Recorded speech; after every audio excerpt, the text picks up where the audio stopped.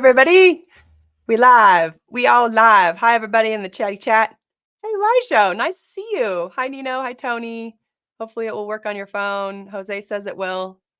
I'm going to blame it on Jose if it doesn't. Just kidding, Jose. I love you. Hi, Lily. How are you guys doing? Hi, everybody. How was your month? How was your couple of weeks? I haven't seen you in a couple of weeks. I missed you. Yeah, laughing my ass off. Jose, you're kind of a badass, I must say. I definitely think that you could take it. I won't blame you for too much though. Okay, just wanted to say really quickly, my heart and all of my baby FI emotions go out to everybody that is on the East. I want to say East Coast, but it's not really just the East Coast of the US. I'm sure if you have ever followed along with the US news, you saw what was going down with the hurricanes over there. Just a lot of people going through a lot of hell. So I just wanted to share some love. Just thanks for checking in too. Like I did a Facebook post just to make sure. I got really just sad, like a little FI, like I hope you guys are okay. I've been trapped in a 1,000 year flood storm my own self, and it's fucking scary as hell. Luckily, the place that I was staying at was high enough, but you just like you watch. There was a place that we were eating at the night before, and then the next day it was gone. It was like taken out by water. So that feeling is terrifying, and I just wanted to say I love you guys. I hope you're doing okay over there. Thanks for those of you who have checked in. I think, as far as I can tell, the majority of people that we know of are doing okay. Anyways, I just wanted to say, if you know or don't know anyone over there, just reach out to them, make sure they're doing okay, and also send them some love and support. I think it tends to be a pretty intense observer fear, if you will. Not that us single deciders enjoy it or anything like that, but I just thought I would share that with you guys. Yeah, just some love and support for all of that hell that they're going through. All right. Speaking of, we're going to go through some observer decider today. That's what we're going to go over today for Peter Dinklage. So I'm pretty excited about it. It'll give us some good contrast. What is she talking about? I just talked about the hurricanes on the East Coast. You hate the observer. David, you can't hate the observer decider coin. There are all coins are equal. Oh, good. Lily needs that coin. See, she's backing me up. I'll get that. I'll take that DE from Lily. All right. So really quickly, I'm going to go over some of the definitions, if you will. Yes, Peter Hottie McHotface. I know, he's so handsome. I fully agree. Let's go over this. I'm going to start off with some slides. Let's see if I can do. Thanks. All right, let's do that. Let's do it this way. So I actually stole these. Jose hates all coins equally. Me too, Jose. I hate all of them equally as well. Yes, for sure. I'm gonna give you a little happy face for that too. Oh wait, these move so fast. Modalities are easy to type visually, so you love them. Okay, well, that's great. I don't find them that easy. All right, moving on. Let's do the Observer Decider coin stuck, not stuck. So first, before I get into this, I stole these slides, meshed them together from the Observer Decider live show. So please go watch that one. It's really good. It's got lots of really deep information. I feel like I wasn't on my game as much on that one. Like I was like getting distracted by people in the chat as I'm doing right now, but it was really good information. So the Observer Decider live show is definitely a must see. So go over and watch that one. Also, we're going to be talking after this show here. I'll go for 30 minutes, and then you can meet us over in the membership if you want to ask questions. And I do very much interact with everybody after the live show in the membership area. So if you want to join, there's a link below this video. Join the membership. Also, join for that particular live show as is. So there's a bunch of live shows that I have already done, but these particular slides are from the Observer Deciders live show, and these are the slides. I ripped them apart a little bit here, but you'll see them in a minutos. So let's get started. Okay, stuck, not stuck. Where are the observers stuck? They have this overarching, I have the secret information you don't have. I'm also constantly troubled by things messing with me. So you have to look at these things categorically, because every individual can deal with that kind of issues for a certain amount of time. They just, it's not a constant. It's not an overwhelming constant. And when it comes for the observers, even if they're having people problems, they still find a way to make it about missing information and things, categorical, large pathway things messing with them. Where they get stuck is they will constantly be trying to process contradictions with facts and understanding, control and chaos, new information. Pathways is a really big one. Categories, events, timelines, technology, keep that word in mind, paperwork, troubleshooting, etc. So this is a pretty big deal when it comes to observers. A lot of times we'll see many observers come to us through the emails and like they can't log in, they can't find the link, they can't find the show, they can't find their account, they lost their paperwork, they lost their video isn't working. Those are the kinds of things that observers are constantly struggling with. Now you could say why, and we'll get to that in a minute. The why underneath it is half the board is missing and they're not actually going and checking to make sure that they have all the information in, right? That's a stress, that's a struggle. And then they get anxiety over things. It's very much a I can't find it thing. Who moved my keys, who moved my cheese, who moved my socks, who moved my XYZ. You moved my stuff and I'm freaking the fuck out. That is the stress for the observers. They're constantly losing stuff, right? And blaming it on whoever happens to be in the room today, right? Where they are not stuck, this is something that you cannot get them on for long periods of time. They are able to work out people problems in general over time. Now you have to keep that in mind. In general, over time, they will always have a people scuffle. Every person will have that, but it's being able to work it out over time. There's been issues where I've seen double deciders just go into war with two different, like a different person or whatever. And then like you'll hear from them a couple years later and they're like, oh yeah, we're friends again. You're like, okay, I thought you hated that person. Aren't you going to single decide and cut them off for life? It's like, nah, we worked it out. I found the missing information about the problem and then we worked it out. So they're able to work out people problems, self, others, bad feelings, judgment, not allowed, fairness, decisions, doing, etc. They're able to work that kind of stuff out. Let's look at the deciders here for a second. Okay. Deciders, where they're stuck and not stuck. Deciders have a fear of judgment and being victimized by the tribe. I'm also constantly in drama because I won't move my perspective. So keep that in mind. That's a pretty big deal when it comes to single deciders. Will not move their perspective and therefore cause drama, right? That's a pretty big one. Stuck, trying to process unfairness with self and others, bad feelings, judgment, decisions. So it's basically just an exact opposite. This is where we get stuck. This is where the single deciders will get stuck. It's not fair. It's not fair between myself and the other person. I'm getting judgment. I'm getting bad feelings. Right and wrong, that kind of stuff. We get very, very stuck there. Always constantly hurt by people because they are judging me. So you have to keep that in mind. Where we're not stuck is we're able to work out facts, understanding, control, chaos, schedules, technology, organizations, paperwork, etc. So that is some of the stuff that you'll see being able to go back and forth between us single deciders. All right, double deciding. I did this. I've seen so many people do this before and I kind of didn't like it, but I'm using it today.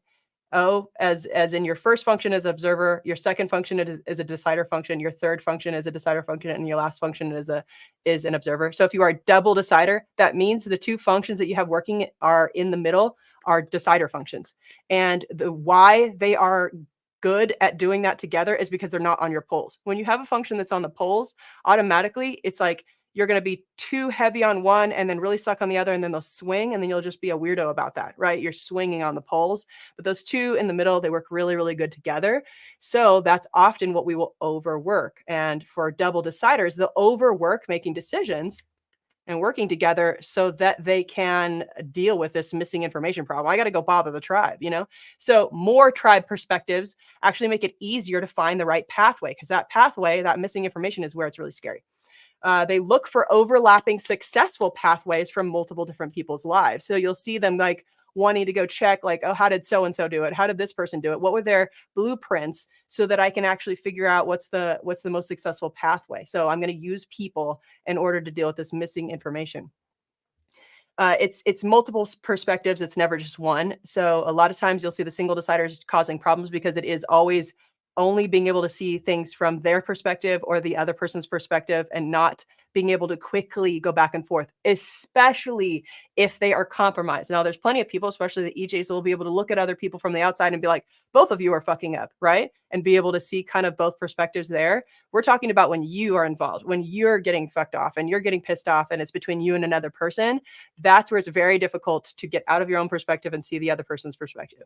With double deciders, there's always three sides to every story. If you only know one person's perspective, you need to take you need to take that information that you have with a grain of salt. Don't believe that you have all the information just because you have one person's perspective. Also, new opinions are not scary. Same thing, but exactly opposite when it comes to the double observers. Let me get me out of the way for just a second here. I wanted to see all of this. All right, so dudes. I saw that, Dawson. That was cute. I'm a dude. Yes, double observers. So the more information makes it easier to make the right decisions. That's how all of us double observers feel. And we really have a difficult time making decisions because we're afraid of a judgment. That's where the fear comes from, right? So we look for overlapping information from multiple different sources. I'm never going to just take one source. I automatically know that that source is probably just using it for advertising or like shock and awe. That's always obvious to the double observers. Like, yeah, of course you're going to get muddy information. That's totally normal. That's fine. I don't really believe everything that comes my way first thing. It's always multiple observations. It's never one. If I only get one perspective, I'd like to hear 1,000 more. And there's always what you can see and what you can't. That is something that never leaves my mind. I am never unaware that the information that is right in front of me is not probably the whole information, that there's probably some missing information here. That's always at the forefront of my mind. If you don't know the whole picture, you need to stay open until all the information comes in, even if it takes decades. New information is not scary. That's very common for all of us that are double observers. And I find too that a lot of us will project onto the double deciders that they must be being assholes. Here, I find that I project this onto double deciders. They must be being assholes because they obviously have all the missing information. And that's what's going on. Like, no, I think a lot of times we're projecting that they have the missing information. Of course, they wouldn't make that decision if they had all the missing information. So that's something to keep in mind is be careful about projecting. It's like, why would you do that? Why would you believe that? It's like, well, they wouldn't if they had the missing information, right? All right, weirdness is to watch for. So this is now into the typing realm. This is my last slide, and then we're going to get into the information. So here is what I want you to watch for when it comes to our buddy Peter here. So this is what we're going to watch for, okay? The deciders are awkward. This is the NF. So you're going to have to pay attention to this NF. This is not something that you can slam down and be like, got it, done, moving on. You need to like consistently watch for this and check for this. But awkwardness is a pretty big sign. And what is it about? You're watching somebody in a state who has an absolute fear that the tribe is judging them, that they're watching them, that they're looking at them, and they're like, oh my gosh, I'm going to be judged. So they're constantly wary. They hide self because they're afraid. Here, I'll just do myself here big.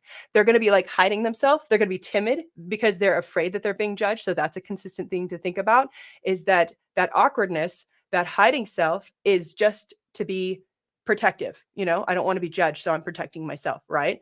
And then they will make every part of the conversation too personal. It is going to be too personal. It's going to be too intimate. They're going to use first person names. They're going to do the bow down thing. They're going to be like, oh my God, this person, they're amazing. They go a little too all in. That's where you're going to see it from the single deciders. Observers, you're going to see more about paranoia, and it's sometimes very subtle. It's not like extreme. Sometimes it's just very, very, very subtle. It's sort of this like, what is that? What was that? Where is that? That's something that you got to watch out for, because fear of missing information. And they're going to be a little bit aggressive. They're going to be too impersonal, right? They're going to be too aggressive sometimes when it comes to the people game, because they're not afraid of making mistakes with people, but they got to get that missing information. That is the biggest thing that I see. A lot of times what I'll see from single deciders that aren't able to see their type, like they're not able to see their type, not be able to process it or whatever. They'll be like, guys, tribe people that I'm all not afraid of. I really think I'm a single decider. This is what I hear often. I really think I'm a single decider, and I'm really having a hard time because I can't see how I'm a single observer. And then the whole conversation will go into a missing information game. And so that's, you just have to be like, okay. So this is a really great example right now, because that's something that is really difficult. Like they can't even see that they're like comfortable coming to the tribe and being like, hey, people that I see as very non-personal and you're just sources of information. Help me with my missing information problem about how I can't possibly be a single observer, So that's also something to watch out for. All right, let's get into some clips. I'm going to show you my buddy here, my buddy Peter Dinklage. So suss out. We want to keep those things in mind. Is he too personal? Is he having a paranoia problem? Is he having a judgment problem? Is he awkward? Pay attention to those sorts of things. Let's go here. I think this. Is that it? Is that going to do the audio right? I guess we'll find out. Can you guys tell me in the chat if this does or does not do the audio? I believe it should be just fine. Let's go. Erica told us your wife that you begged. Erica told us your wife that you begged her for the part. Begged. Yes, yeah. I mean, essentially, You yes, guys hear that's it? true. But why? What was it? Well, for an actor, you Awesome. always want to do something that, for me at least, that scares you. I know that sounds very valiant of me, but it's true. Your wife. Something. She said she didn't write the play with you in mind. No. But I wonder if she did subliminally because it fits you so perfectly. Oh, It's the glove. It's a bit perhaps loud. she did subliminally. I think with the stage version, I'd like to think that it allows it to then speak more universally and not just specifically to someone my size or somebody who is differently abled. That we all have that sort of insecurity when it comes to the person Insecurity. Okay, let's we are. In the movie, let me back that up. Backing that up a little bit. Then speak more universally and not just specifically to someone my size or somebody who is differently abled. That we all have that sort of insecurity when it comes to the Insecurity. person we are. in the movie, you forget it. Well, that's my gig, is to sort of, it But is who even though I am. it's said But let's get explicit. beyond it. And that's not all who I am. I mean, That's I read not scripts all who where I am. I say no to these characters. Rubbing his that eyes. they're trying to get me to play because it's just my height and it never scratches anything deeper. You had a rule, it is said, that you wouldn't play Santa's elves and you wouldn't play a leprechaun. Wouldn't They're play. not real people. They're not real people. Oh. I mean, if it was a really Not well-written real leprechaun who had complexity people. and but that, no. You're famously private. Mm. I'm told Famously you really don't private. want to talk Why? like this. Well, if I was truly private, I wouldn't be here. I'm not Salinger. I'm an actor, so I'm selling cars here. You know what I'm saying? Selling But cars. I think privacy Interesting is note. something that's really getting chipped away at these days, especially with actors. The more you know about an actor's personal life, you see it on screen when they're playing a character. And I feel like subconsciously, it kind of Personal life. chips away at the fabric of what you're watching, who you're seeing. I want to say Strips to you, away at the get over fabric. it because this is the way it is. And you're I not know, going but I'm to a cranky old man. That's still She tells railing me to against get it. over be. Can it. you walk down the street without being Get over swarmed? it. Depends on the day. Do you hate it? Yes, that I do because I'm not I working. hate I'm just walking down the street. You have spoken about how you I don't want to be hate stared at, you don't want to be looked at, being and then you stared choose a at. profession that's all about people staring at you. You know, But it's the I point. own that stare. It's because But I flipped own it, that maybe, and stare. they're staring at me for a different reason. Well, Different what reason. about when you were growing up? You've said you had a happy childhood. Oh, here we go. For a moment, Uh-oh. I thought this would be the abrupt end of our interview, but Oh, God. No, I mean, I grew up in town in New Jersey, and we didn't move. I wasn't the new Your kid. I imagine if childhood. someone like me comes into a new school, there's a bit of getting used to it, a social this tweet dance here? there. But I grew Little up in the same weird. town, so it was just what it was. Are you as balanced as you come off? Are you No. fucking with Mess. You're me? giving me a little bit of Are acting you? thing. You think I'm acting now? A little bit. No, really? Well, well, then turn off the cameras. Turn off Then I the won't act cameras anymore. then, No, and this I'll is show you me. who I really am. I'm balanced. Look at that fucking What do you look. think of, Okay, hold artificial on, intelligence? hold on. I need to back this up. We're gonna watch that last part. Turn off the cameras then. Then you'll see the real me. Okay, I'm gonna do this again. Ready? I know this is a very awkward conversation. Thank you, Crow. Yes, it freaking is. All right, I'm gonna back this up. I want you to hear this. This is a very awkward conversation. Great NF. This is an awkward conversation. Okay, so let me back this up, and you can hear this question again. Grew up in town in New Jersey, and we didn't move. I wasn't the new kid. I imagine Wasn't if the new someone kid. like me comes into a new school, there's a bit of I can getting used to it, imagine. a social dance there. But I grew up in the same town, so it was just what it was. Are It's you just what it was. as balanced as you come off? Are you No. balanced? I'm a You're mess. giving me a little bit of acting thing. You're You think I'm acting. acting now? A little bit. No, really? Well, well, then turn off the cameras. Then I won't act anymore. No, Giggles, this is me. giggles. I'm balanced. I'm balanced. What do you Liar think of, eyes. artificial I intelligence? love the liar eyes. Hold on, let me see if I can let me see if I can pause it right there. I'm balanced. I don't have this liar face. Let me see if I can No, pause this it. is me. This is me. I'm balanced. I'm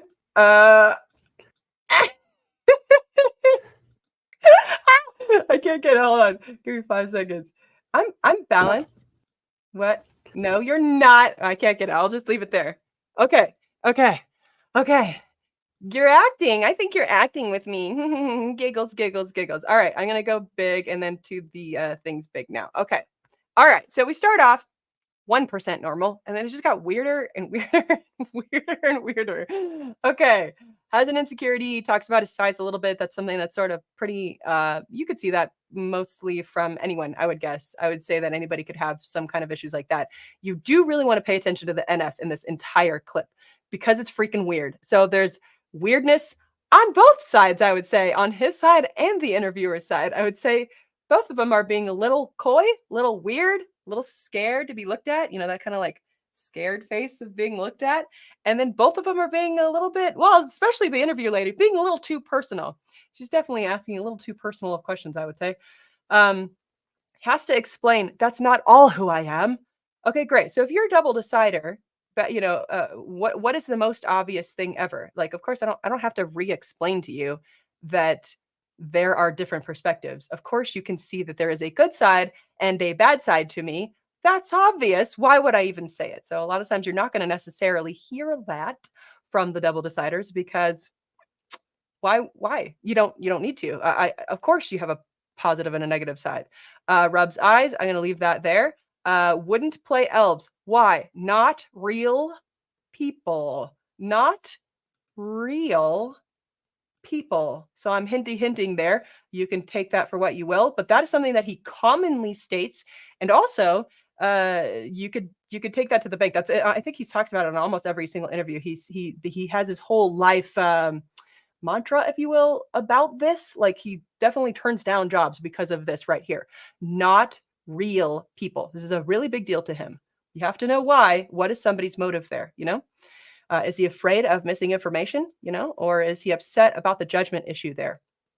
Okay, she says you're famously private. Anyone and everyone could be famously private. You have to understand why. He says it's because, I'm not working. So that's the way he says it. It's because I'm not working. In some of the interviews, you can very much see how he feels when people come up to him and ask him for selfies and stuff like that. What is it really about? What is he afraid of? What is his fears that he would then have to go home and have a really long time having to process? If he had an interaction, what would he really have a hard time with? Is he going to be like, oh my gosh, that's going to affect my pathways. I'm not going to be able to get to the bus on time. Is he going to be really affected by that in an observer way? Or is he afraid that people are going to be staring at him and judging him and thinking less of him? That'd be something to understand from his perspective. Selling cars, gives a little analogy there. Interesting that he can do that. Personal life, here's another one. So this is back to, let's see, what were we saying up here? That's not all who I am. So he's over explaining that there is another side to me. This is something that I feel all the time where I'm like, there's another side to me. And everyone's like, yeah, well, I'm sure we know that. That's fine. So he's saying, if I show you my personal life, I feel like that strips away the fabric of the character I'm playing. Right. She says, get over it, which I thought was kind of bold. And then he does joke a little bit, but I'm a cranky old man. He says, I hate being stared at in public. Hates being stared at in public. But I get to now own that stare when it comes to acting. Why? Because I get to play a certain character that has a certain identity, that has a certain characteristic to them, that either receives judgment or doesn't receive judgment, or is not being deceiving. I don't know. You have to kind of sort that out. Which one is he riled up about? I do now, but it's for a different reason. I'm going to leave that there. Also, your childhood. She's now poking at him. She's poking at, I want to get to the emotions of your childhood. And he gets a little weird here. Why? And then she basically says, are you fucking with me? I think that you're being dishonest. I think that you're not sharing all of yourself with me. I think you're acting. And he's like, I'm being me. Just turn the cameras off and then you'll see the real me. Okay. I'm just being myself. This is something that we commonly see from a certain specific categorical type. But I'm totally being myself. And she's like, I think you're acting. I think you're bullshitting with me. Got to know why. All right, let's go to the next clip and we'll suss more out. Ready for this? What do you think of artificial intelligence in movies? AI. As far as like writing and making things Ground inevitable? yourself with that question, buddy. Not with writing. Okay, let me back that up for a second. Notice the two on the right. Notice these two guys on the right here and how they both reacted. Let me back that up because the one guy asked him a question and is not scared. Why is that guy not scared? And why do the two guys on the right both think that's a big deal that he asked about AI? Let me back this up. As far as like writing and making, you think it's Wow. inevitable? yourself with that question, buddy. Not with writing. There's Let me see if I can get it right on. As far as like writing and making, you think intelligence in movies. Oh, As far as like writing and making, you think it's you inevitable? yourself with that question, buddy. Wow, not with that- writing. There's Careful about that I have question. a couple friends who are teachers, and they're navigating that landmine of Eh, students submitting papers, high school navigating that level, landmine. of English papers written by AI, Yeah. and they're very talented writers and they teachers, and they can spot it right away. The teachers, But it's like we had Cliff Notes back in the day, They- and it's like the new they are high-tech talented. version of what Cliff Notes were. It's in just a version movies, of Cliff it Notes. We've depends. had these in the I think past. everybody sort of treats AI like the enemy, and Yeah, it's really not. It's a tool. It's like It's if not. you have a hammer, it's a you can tool. either build a house or kill somebody with it. Mhm. And It's it's like really this. like it is still a tool. And I have a friend who's a really It's a incredible tool. visual director, and he sends me like short films that he I have makes a just friend. with AI, and they're weird and beautiful, but they're definitely AI. They're not. There's nothing human about them. No one So is I think it's tricked by really this. kind of cool if it's used not to lie. If it's used like a dragon. It's like CGI. If you CGI a dragon, it's great. If you CGI a dog, that's obviously a CGI dog because we know what a Obviously. dog looks like, and Yeah. we'll always be able to tell. Obviously. But if we treat it like a really cool technological tool, then I'm all for it. Cool. Do you think that we can write But dialogue? just don't lie with it. Just don't try and like Technology. Cut hoodwink. corners. Yeah, don't Cool. try to hoodwink me as a viewer, as a human being with it, Don't treat or me cut like I'm corners stupid. and like not hire a real person. Mm-hmm. So Do you think AI dialogue can match Cyrano? no, No chance. No. not the way. Ever. No, duh. I don't think so, because it's regurgitation. It's regurgitating information that a human know at the this one. bottom line a human is given it. Yeah, it can We only know work this off what it has. info. It can't innovate, it can't make inspire, it better. it can't make something that's never been made. No, good luck with Shakespeare. AI, good Yeah. luck. All power to you, but it's never going to happen. Not to continue to talk about Game of Thrones, but we will. You can tell when sets are created and sets are real. I don't know why you can tell. Because your I don't know why. brain. Because you have a my brain brain. should look at these things that are created digitally, but they look almost perfect. Yeah. And you had an interesting point, which is like in a real set, it offers more movement. You can like walk about the room. Well, you that's can, the thing. They're trying to make it Surprise! perfect, and nothing's perfect. And maybe it's great for deep. Alex can speak to this better than I can, but it's great for like really deep background, just to sort of. But like the stuff in the room, no. you can't do it. Yeah, there you go. And notice how at the end there, what's his name? I can never. Andrew Schultz is like in a state of shock and awe. That's something that you want to look for when you're looking for the observers. Is they're like using the person and bouncing the ideas off the person to get this information. And he seems more surprised by the AI than Peter does. You're watching that kind of difference where you're like, yeah, this is he's saying you can tell the difference because you have a brain that careful about projecting. It's like, well, this one might be a little bit harder on him. May not be hard for you, but it might be a little bit harder on him. You know what I mean? All right, so I'm going to zoom in here. AI, the one guy asked the question about AI was not scared. The two on the right, whoa, careful. They're nervous about that question. Why? Maybe a little bit of paranoia there, maybe a little fear there. Some of the struggles that single observers are dealing with is some kind of like careful, that's a hot button topic. And if you're a double observer, that is not a hot button topic. It's just information, and we're not scared of the information, right? So he's like, yeah, AI, I have some teacher friends that are navigating that landmine because they have to figure out whether somebody wrote it themselves or not. But anyways, my teacher friends, they're talented, so they know. And also, this is just a version of Cliff Notes. We had something like this as kids. So he's going back and forth in the information. He's seeing this new tech. He's not scared about it. Why? Because he has the ability to go back into the past and access. We've already done this before. This is not scary. I've already seen this pattern before. This is not scary. This is something that I'm doing constantly, where I'm looking at something like even COVID, and I'm like, oh yeah, they had the Spanish flu. Like some of these things have already happened before. We've navigated this as a human species before. This is nothing new and kind of boring. That's kind of how I see it, right? So you have AI. Is there any energy there? Not. There's no energy there. He's fine with it. This is not a big deal. Why? Because it's just a tool.